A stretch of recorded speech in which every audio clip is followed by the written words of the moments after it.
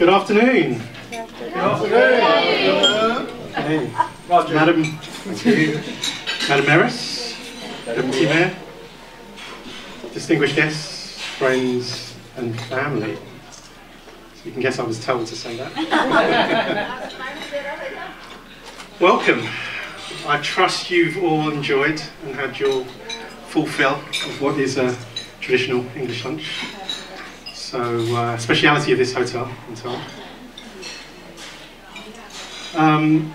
You'll be glad to know that the bar is still open. Yeah. And I hear, in fact I can see that champagne is on its way. But I figured that before we get to that point, it's probably appropriate that we say a few words about this special occasion, about an individual who, having turned 80, has hopefully finally come of age. So I will be calling on some of you to come up at some point with a few choice words of your own. But I will get that ball started, or the ball rolling, with, I guess, a son's perspective. I'm Yash's son, by the way. Now, a father-son relationship is a very strange one. It's one that I guess that you need to experience before you truly understand it. I look at my father in many different guises, and when I do, I'm in awe.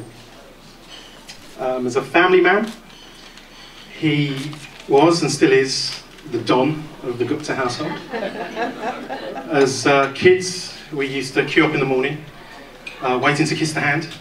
In the evenings, we used to rush around seeking our mother's blessing before father would come back from the office. I can see some of the expressions here. It's not really true. It's a bit far-fetched, I know, but what this occasion has given me a real opportunity to get a little bit more insight into my father's life. And I have to say, there really is a movie in there somewhere.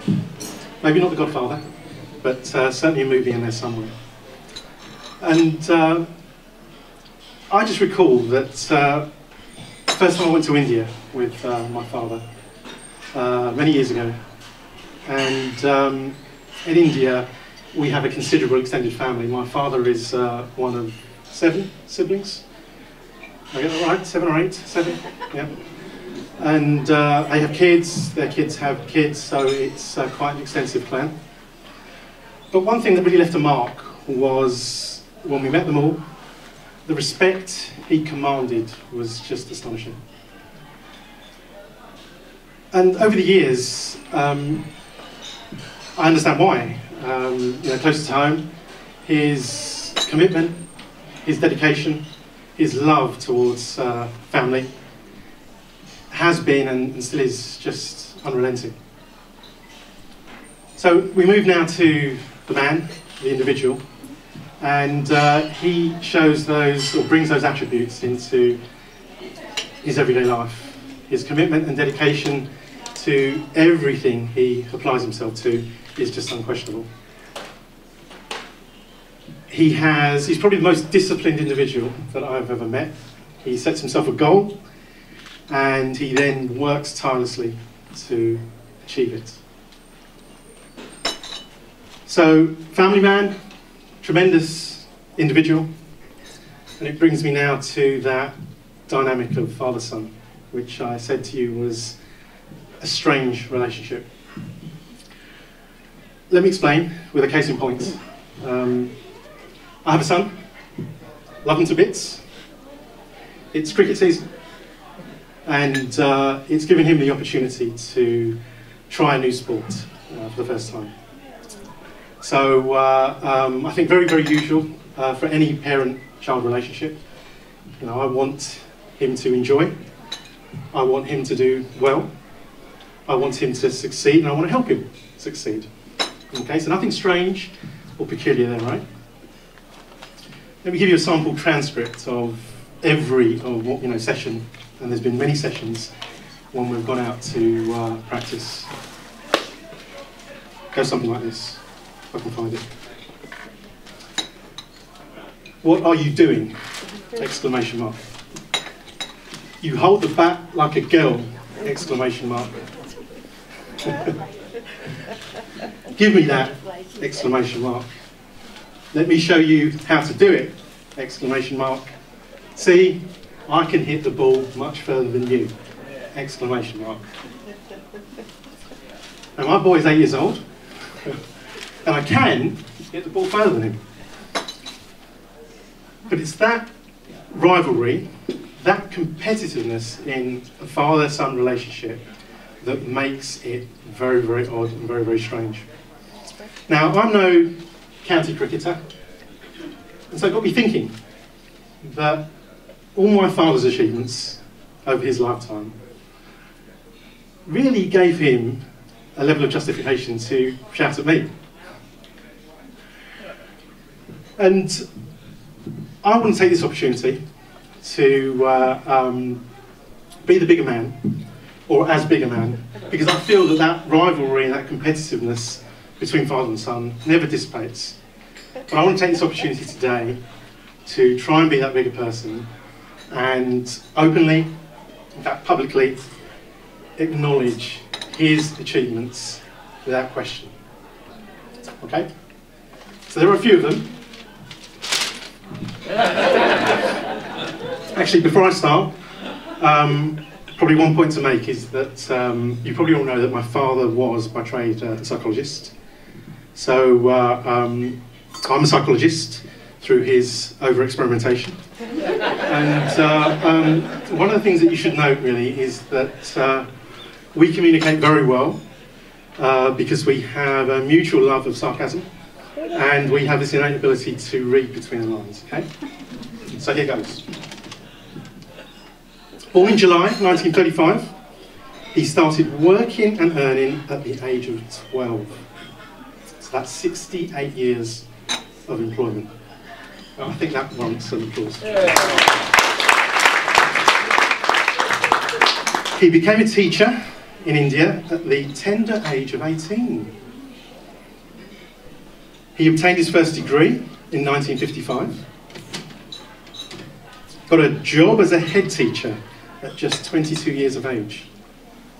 He did a Master's in History in 1960, and he did another Master's degree, I think, but in 1965.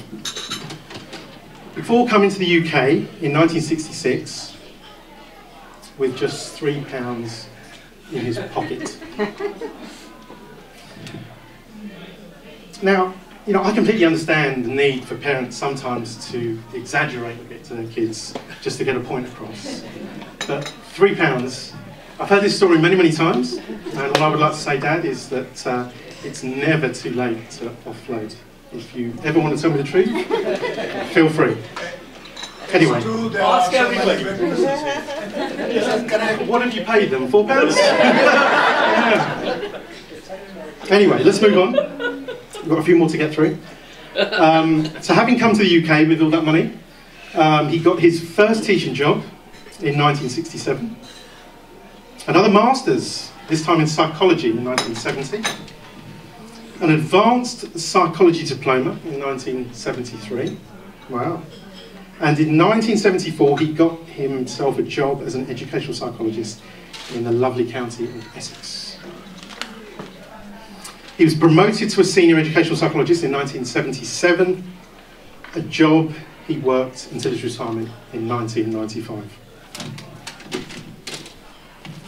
Now, I know today is all about my father, but I just want to go back a bit to 1981, because 81 was a particularly good year for the Gupta household. Under nines, player of the year.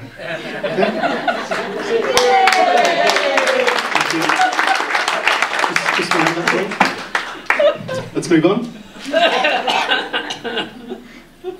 Right. Now, so having retired, he became active in politics and he became a councillor in 1966. Just bear with me.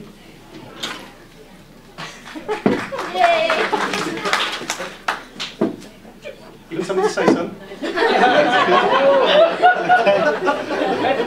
He served as Vice Chair of the Community Services Committee, and in 2003 and 2011 he served as a Cabinet Member for the Highways and Transport Committee.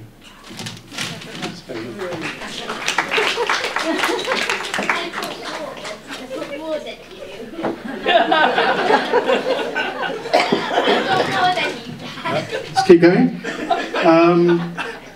Now the big one.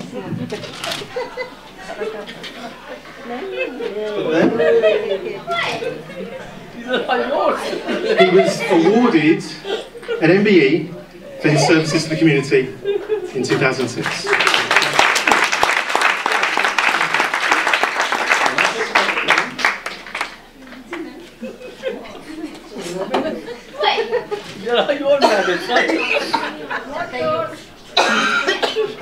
Raj, can you tell? Oh, sorry, a very proud moment for us all. In 2008, he received yet another award, Glory of India Award, and in 2010, Community Champion Councillor of the Year. Oh my God, there are a lot of these. Okay, nearly there. Right. He became Deputy Mayor in 2011, and finally, Mayor of Thurrock in 2012.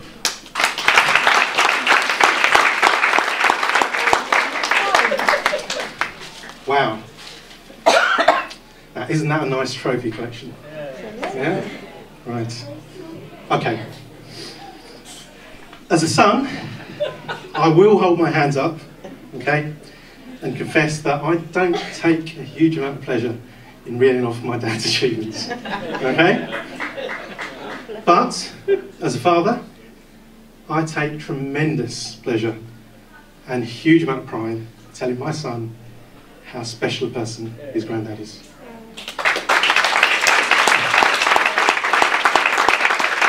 So with that, can I ask you all not to stand up, because you'll obscure the view, but to hold your glasses up and wish Yash, my father, a very happy 80th birthday and all the best for his upcoming retirement.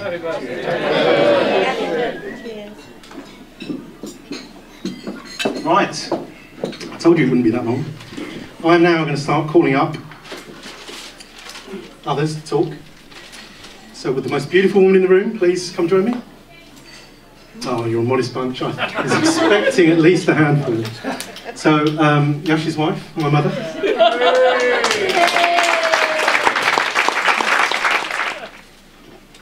सबसे पहले मैं गुप्ता जी को इन शब्दों में जन्मदिन की बधाई देना चाहती हूँ। फूलों ने अमृत का जाम भेजा है, तारों ने गगन से सलाम भेजा है, खुशियों भरी है जिंदगी आपकी, तहे दिल से हमने ये पैगाम भेजा है।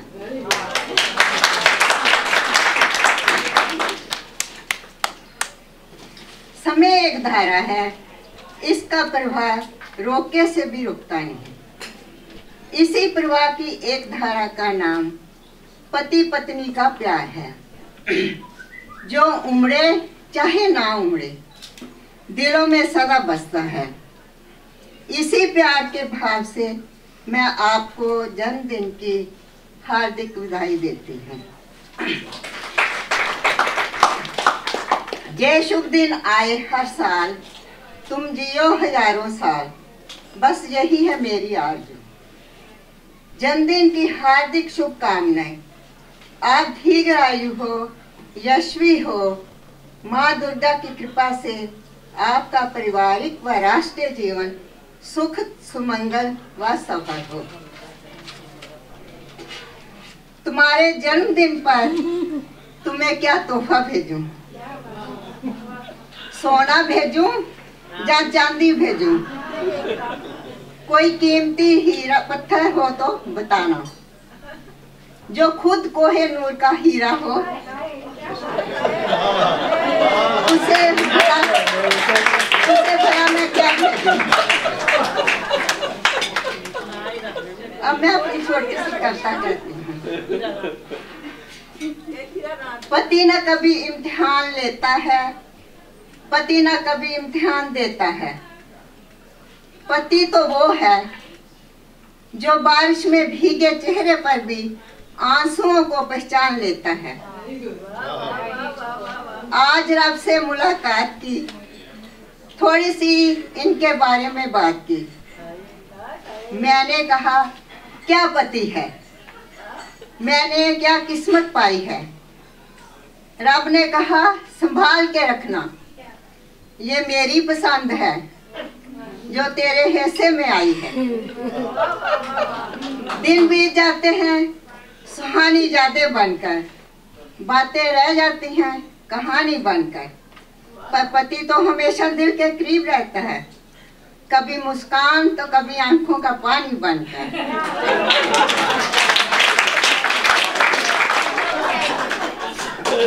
I'm sorry. That's okay. That's okay.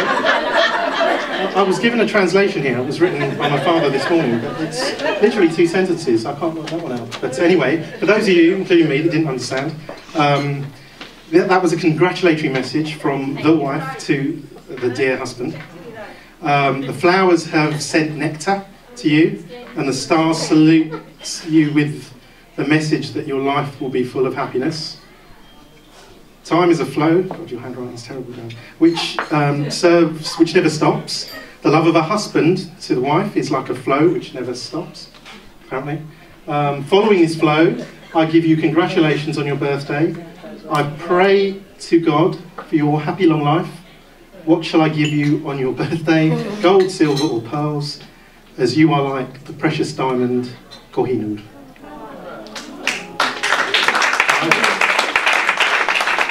Lovely. Okay, who's up next? Come on up.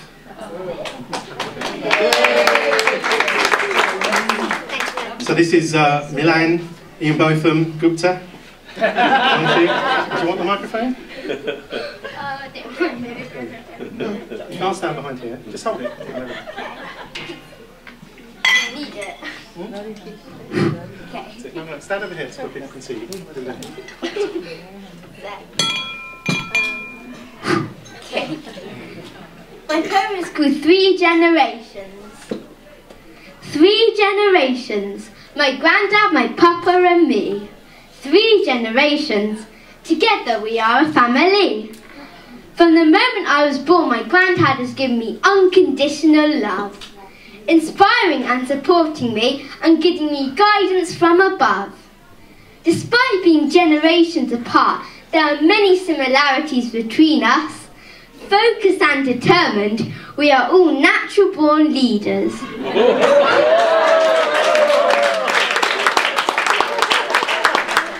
Dynamic and charismatic, we always stand out from the crowd.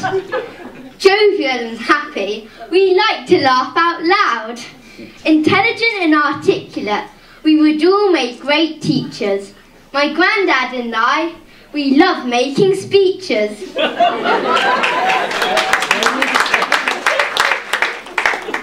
As I grow older, I will do my best to continue a family legacy.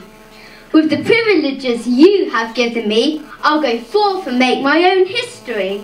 Whoa, good. Thank you and I love you. Seem a great place to start.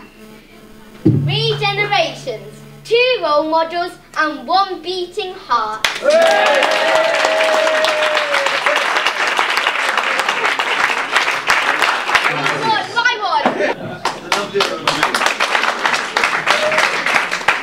Wonderful.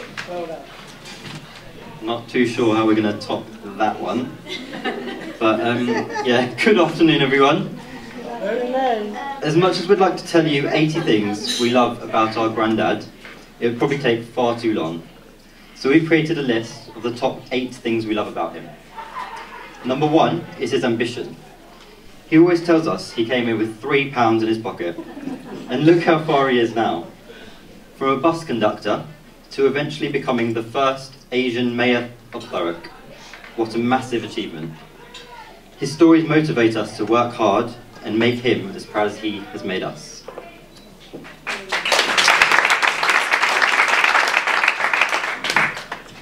Number 2 is his love.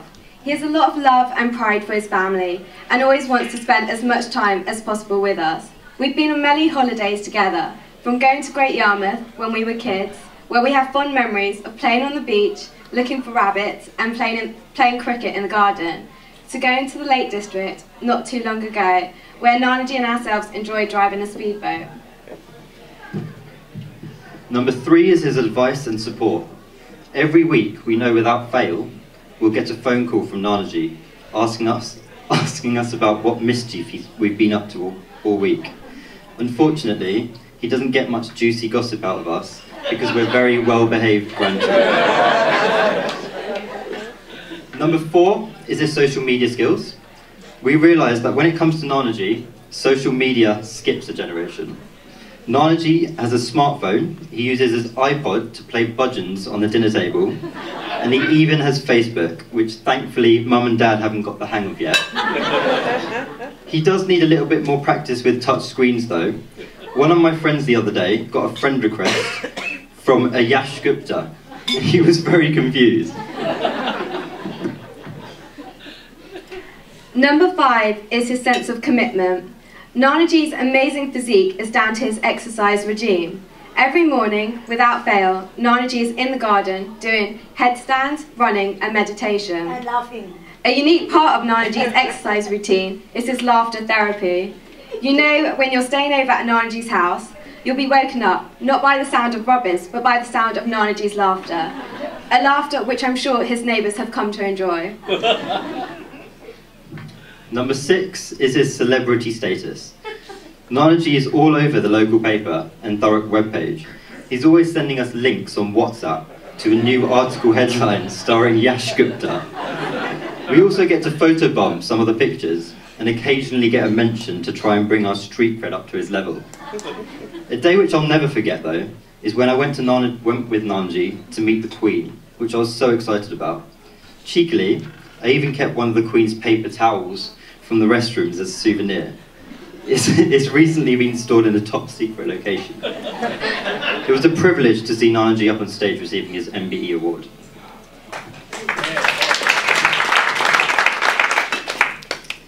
Number 7 is his generosity. We try and visit Nanaji and Nanaji as often as possible because we're guaranteed to be a few quid richer than when we leave. Our grandparents are very generous and know the best way to cheer us up.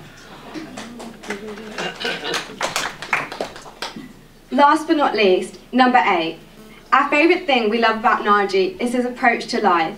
He believes that we should always be nothing but happy. Being happy is something he strives for in himself, but is also what he wants for his loved ones. Nanaji, we love you and we're proud of everything you've accomplished. To end the speech, we'd just like to let him in on a little secret to living a happy life at 80, which is to forget that your bones are turning weaker and remember that your grandkids' love for you is getting stronger. Happy birthday, Nanaji.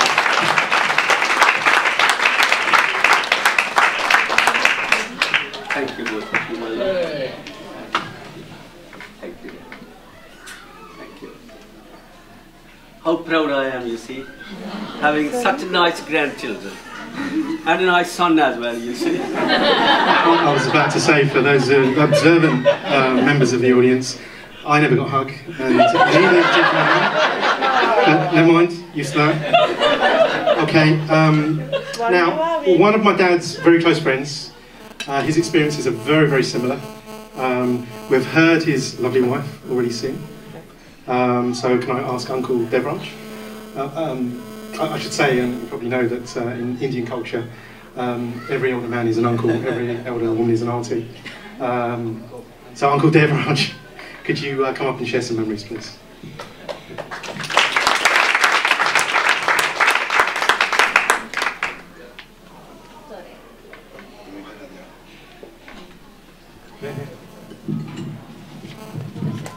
Make sure he only gets 2 minutes, you see.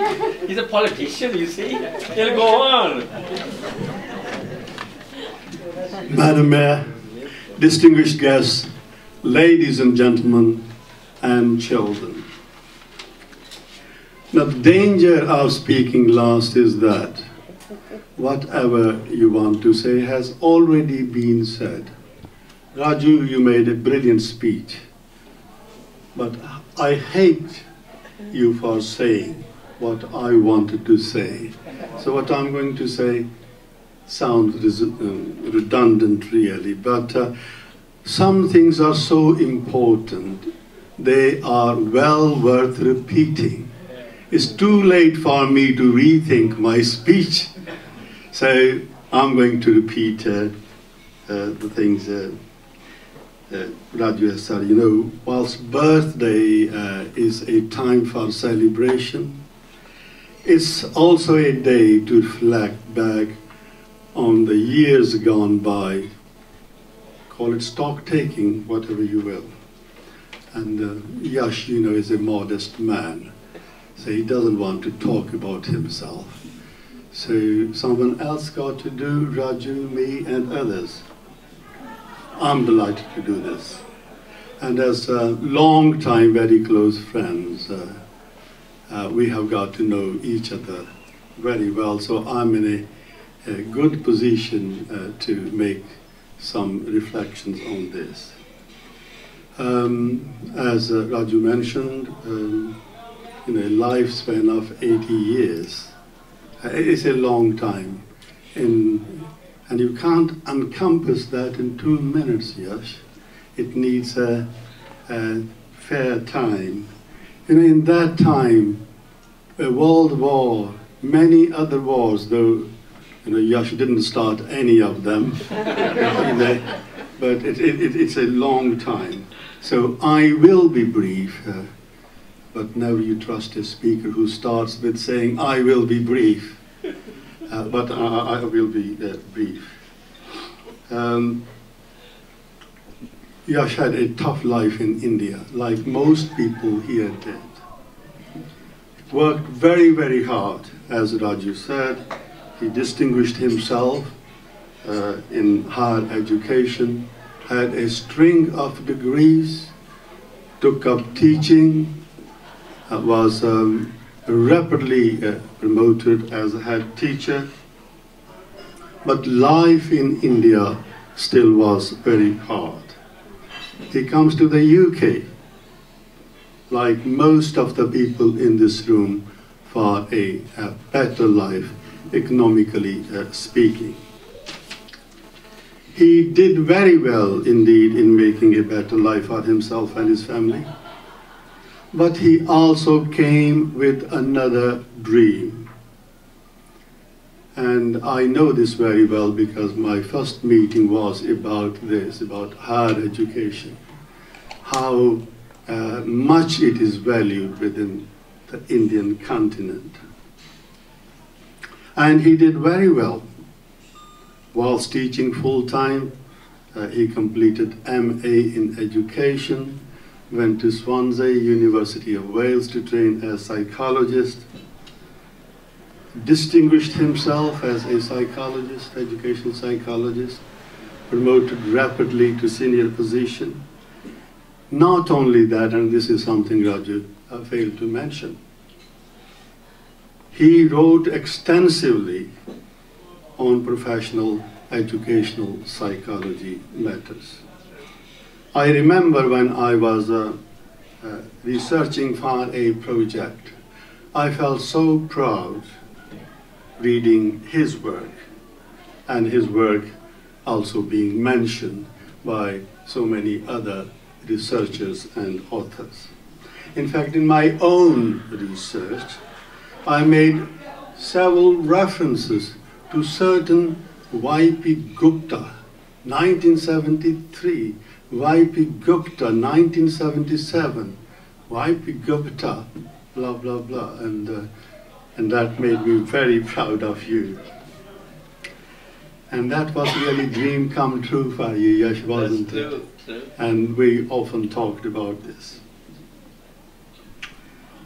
You made yourself proud, and your family proud, and your family proud, and I'm proud of you. After retirement, as Raju mentioned, Yash threw himself into politics, served on some very important committees, including cabinet, deputy mayor, mayor, and was invited when he was mayor for tea to Buckingham Palace, and he told me the coffee and sandwiches taste out of this world. They got to be royal sandwiches, royal coffee. At the same time, he got very involved in community work. It was mentioned by Raju, along with Mr. Mitra. Is Mr. Mitra here? Yeah. Okay. And they set up an organization which has flourished ever since. And for his contribution to the community work, Yash received MBE. And again, for another visit to Buckingham Palace to receive his MBE. So often when people get so busy in their professional work, in their community work, in politics, it takes so much of your time, and the family tend to get neglected. Yash never allowed that to happen. And as Raju mentioned, a great family man, adored by her children, her grandchildren, and by his wife. And again, you can be rightly proud of that. And lastly, I'm personally grateful to you, Yash, for guiding me into educational psychology. And when I met you, I was quite uncertain in terms of what I'm going to do for living, really. I wasn't too sure. This chance meeting with Yash set me on a course which I thoroughly enjoyed myself. And thank you very much. But only one thing. When I applied to you for a job, you turned me down, as did John Butler there. But I forgive you, with no hard feelings. In fact, what happened as a result of that, I had to leave this part of the country to take up a job in Sheffield and then Oxford, leave my wife behind.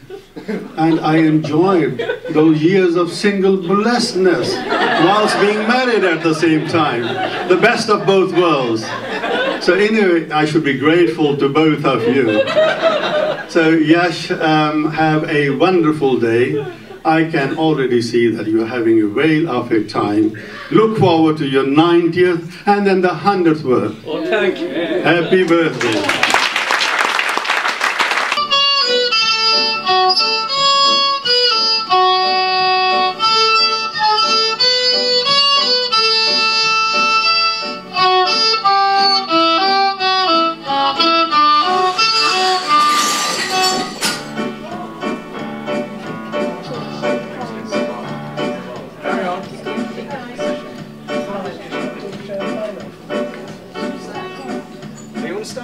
Sorry about that, we're just going to start it again. Distraction.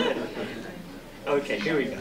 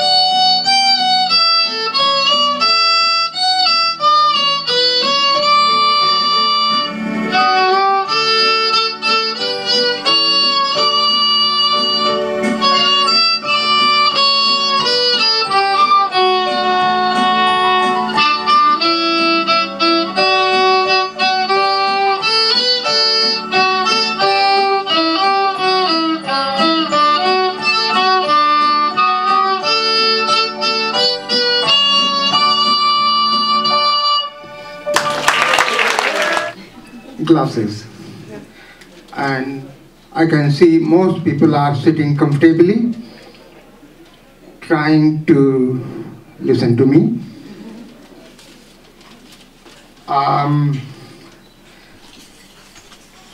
In the press, so many things has been said, so I don't have to repeat all this to cut the conversation short.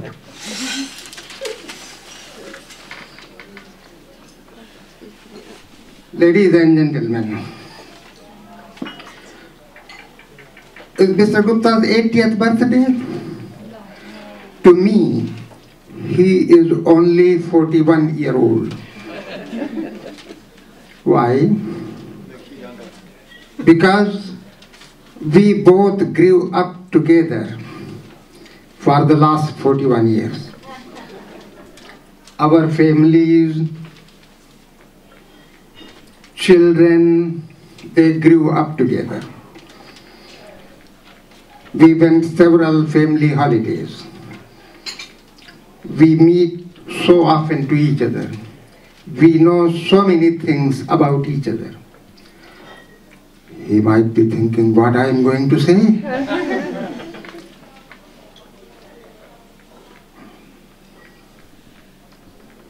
Not to mention his achievements, because a lot has been said.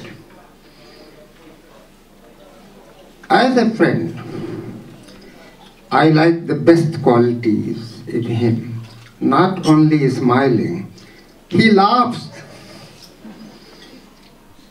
Even if something terrible happens, still he laughs. So that's very good. And the people who know him, they know that he laughs. And then he tried to solve the problem. Instead of talking so long,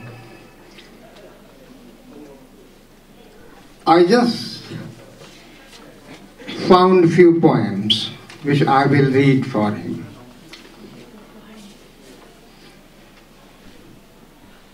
As the grandchildren has said number 1, number 2, number 7, I have put the numbers as well. But I'm just looking which number I read first. Even Pushpaji has said so many things about him. Brilliant.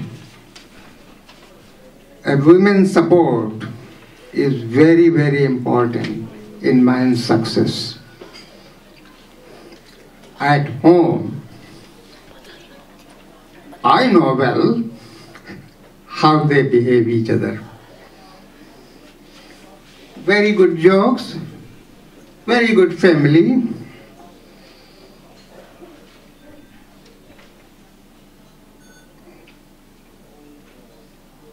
Even after going through a lifetime of struggle, even after having so many responsibilities to juggle, we are happy to see you standing so strong and talk. Celebrating your 80th birthday is a proud moment for all of us.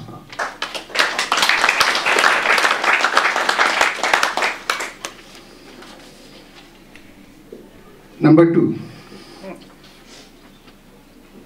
So you are 80-year-old who has nothing to worry about.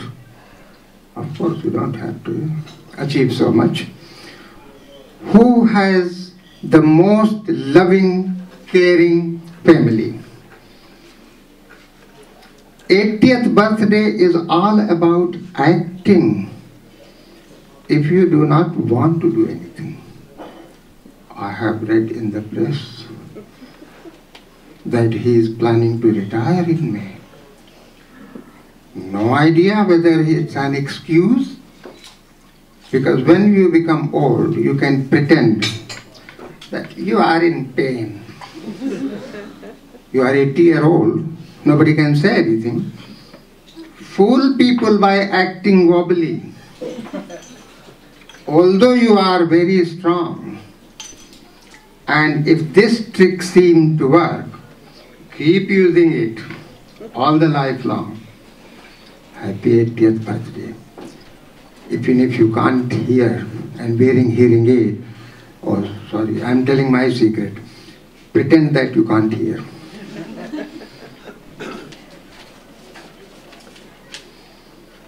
Nothing has changed from the time you were 70, except your age, which is now 80. You are the same person, energetic, youthful, and strong.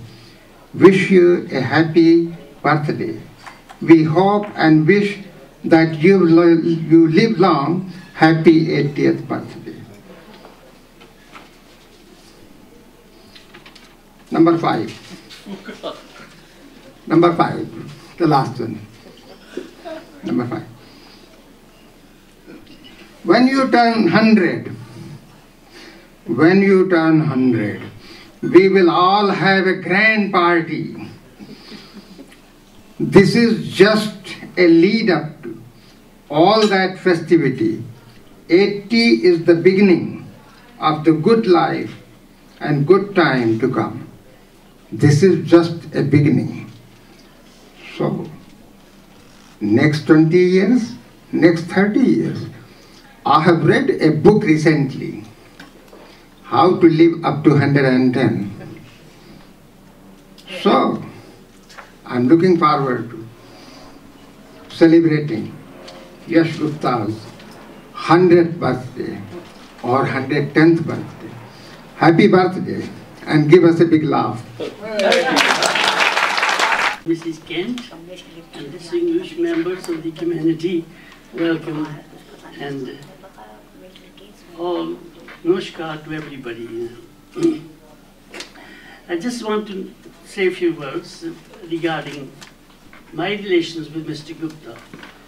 When Mr. Gupta started come to the local councils, he phoned me.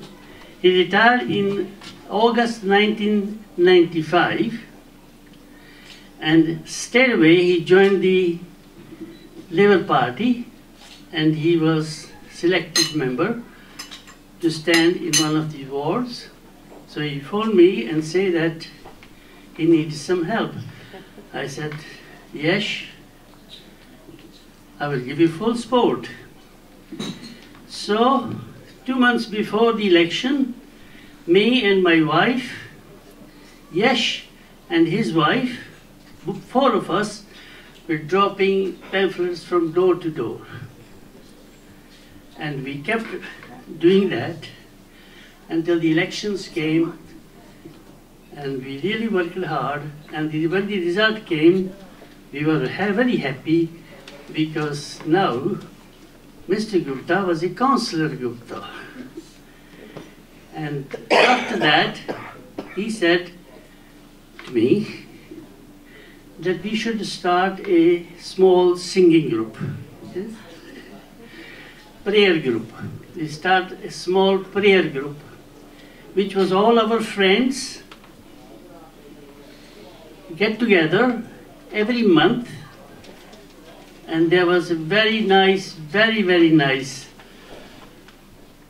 prayer songs, and we used to sing, and every month a different house, and where we are singing, that person prepare the food. We will all sit together and enjoy that food and discuss all the world affairs, and that was really satisfying. After that, one day he mentioned to me, Kirti, what about if we start an Asian association here? I said, yes, it's a good idea. So we invited some dignitaries of the Greys community, and we told them what we have in mind. They get us good response, and so we had no place where we could hold the meetings, but there was a Sikh temple. We start holding in the Sikh temple. On 5th August 1999, 5th August 1999, somebody, one of our members, told the Constitution, and then we start selecting the committee, where Yash was elected president in 1999, and I was elected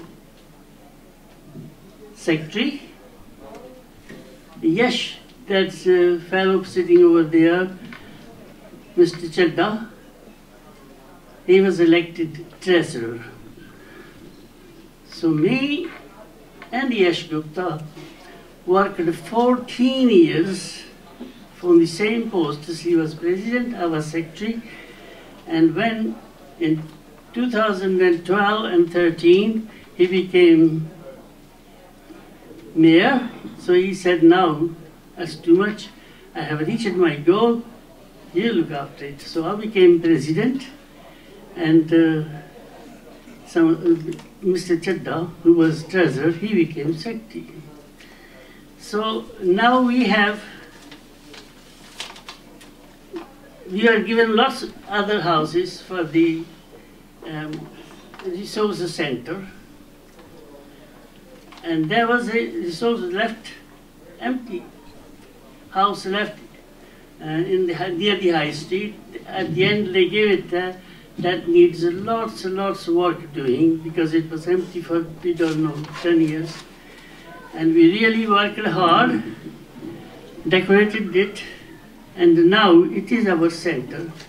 We open this center 6 days a week, from 1 till 4:30. And there is a caretaker, and over there, this is what we do over there. We celebrate Diwali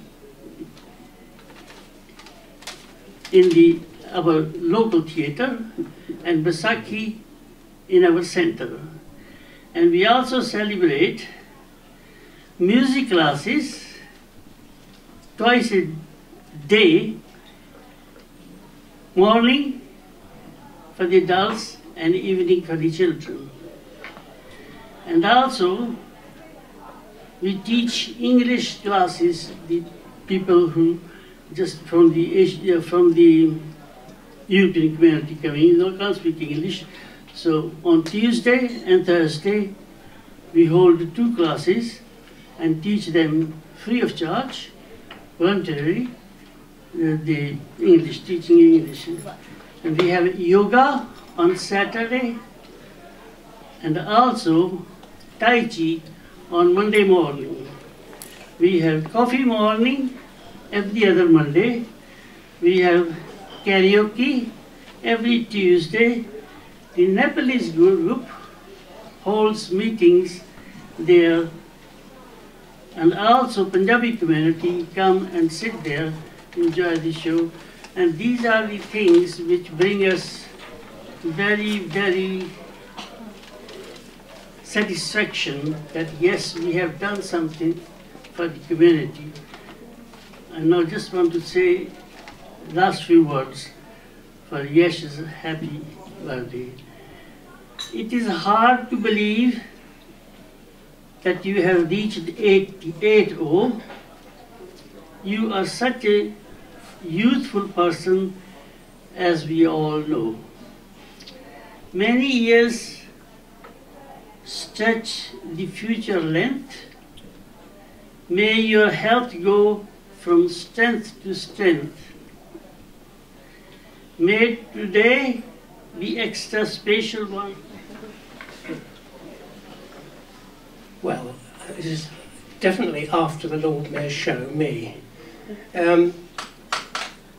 I feel responsible for this occasion in a number of ways, but one in particular is that when I became the principal educational psychologist in Essex, the first appointment during my time was a man called Yash Gupta. Now, I hadn't met him properly, but he'd come from Swansea University, who was at Swansea University at the time training, where I had trained. So of course I knew that he was extremely well trained and was going to be a very good educational psychologist. There was no doubt about his qualities. However, we were desperate to appoint somebody in Thurrock. That's not the reason why we appointed him, just because we were desperate. We were desperate because Thurrock was a very difficult place to attract people. I don't mean that in any derogatory way, just well, you're too close to London for a county like Essex to appoint people to those kinds of jobs. And there were very few jobs very few people qualified in those days. So anyway, so I'm waiting for Yash to come, and he, I don't know whether you remember this or whether I've told him this, he actually asked Essex if they could arrange accommodation for him and his family. And Essex County Council asked Thurrock if they would provide accommodation for him as an essential worker. Now, nobody in those days knew what an educational psychologist was. They knew what a teacher was, they knew what a nurse was, but an educational psychologist, essential worker. So there was a bit of a debate in Thurrock about whether this person coming from, even coming from Wales, should come to Thurrock and get accommodation. And I had to write a note, which I think was put to the councillors at the time, explaining why Yash Gupta was an essential worker. And of course, they accepted that. But meanwhile, there was then a discussion within the county as to whether this new appointment should actually go to Thurrock or somewhere else in the county where we were short of staff.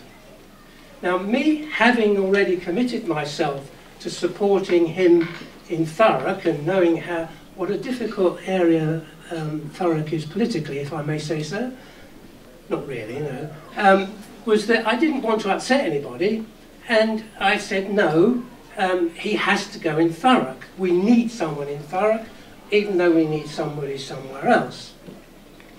So Yash came to Thurrock, which is where he stayed. So you can either thank me, in which case my name is John Acklaw, or you can say I made a mistake, in which case I'm John Smith. But I think that I didn't make a mistake, obviously, because, as you all heard, he went on from success to success within the community. And of course it wasn't very long, as you heard already, that the senior appointment in the area came up, and really it was no question that Yash was the right person for that job at the time. No question whatsoever. He was interviewed by me and the Chief Inspector, and we agreed wholeheartedly that he was the man for the job.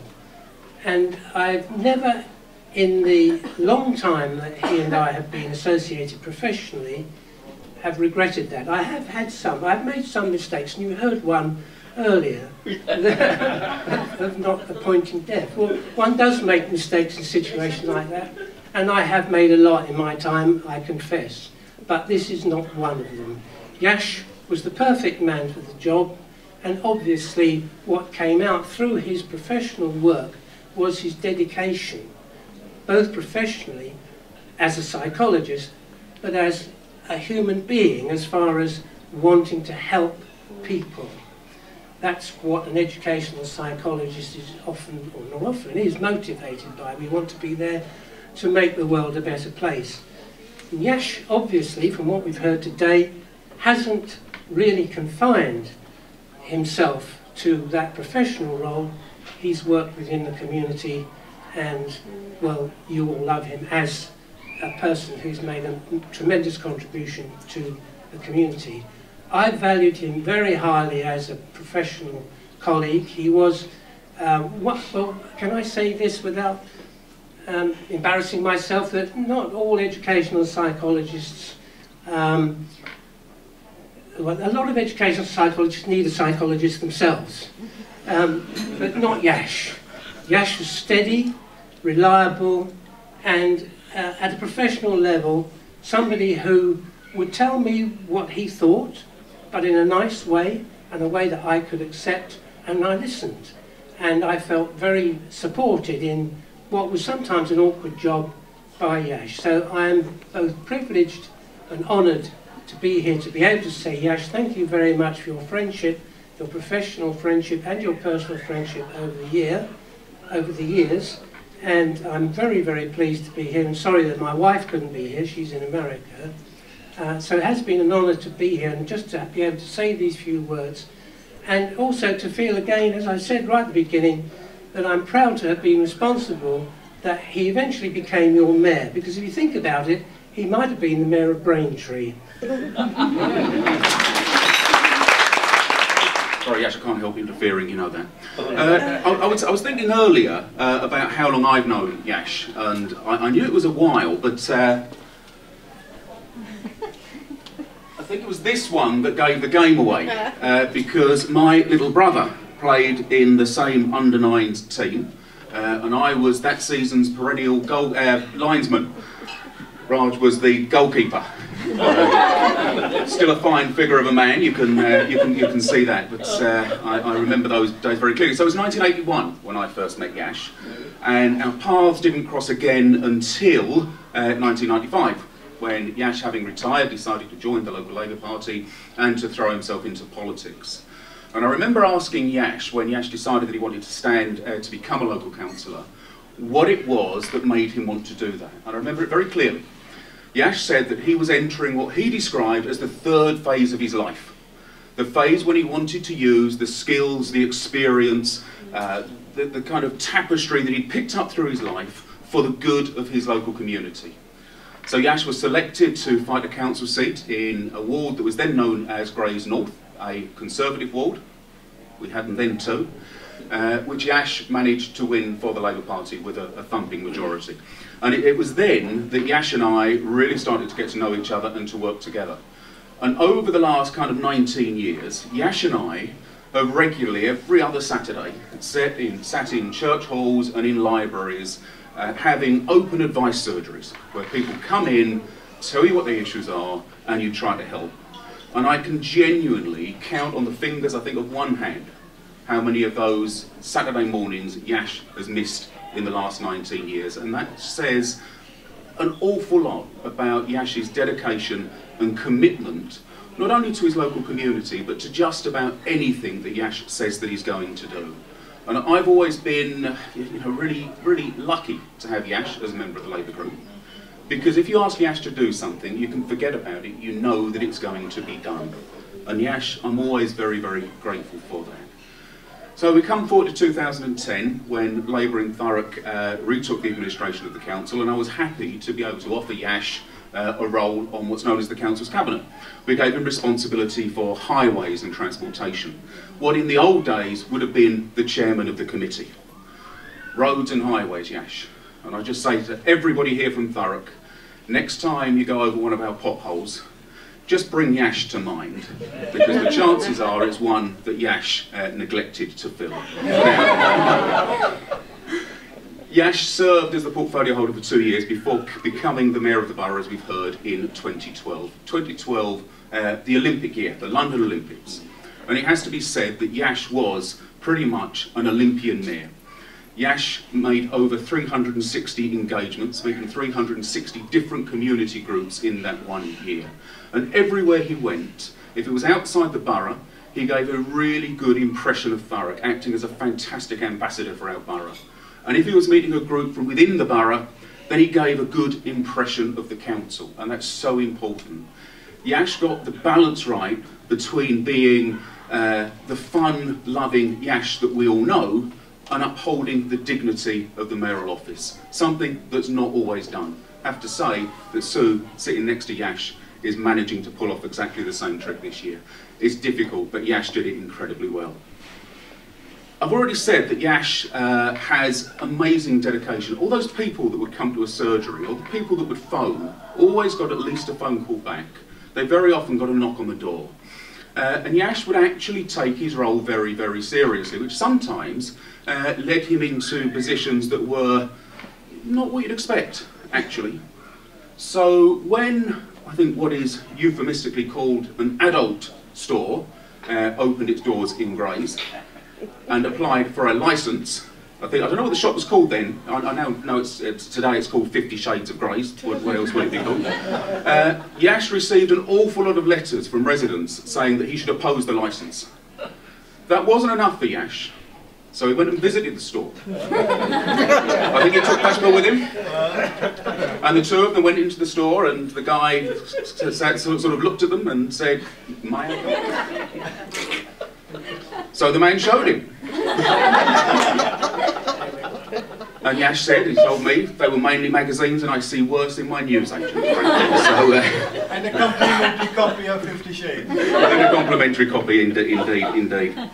And I have to say, we've learned an awful lot listening to some of your grandchildren, Yash, talking about your morning routine. And you will remember that I discovered something about your morning routine as we were travelling to Newcastle one year, when Yash was ahead of me in the queue for the aeroplane, and his bag's going through security, and you hear those words, "Is this your bag, sir?"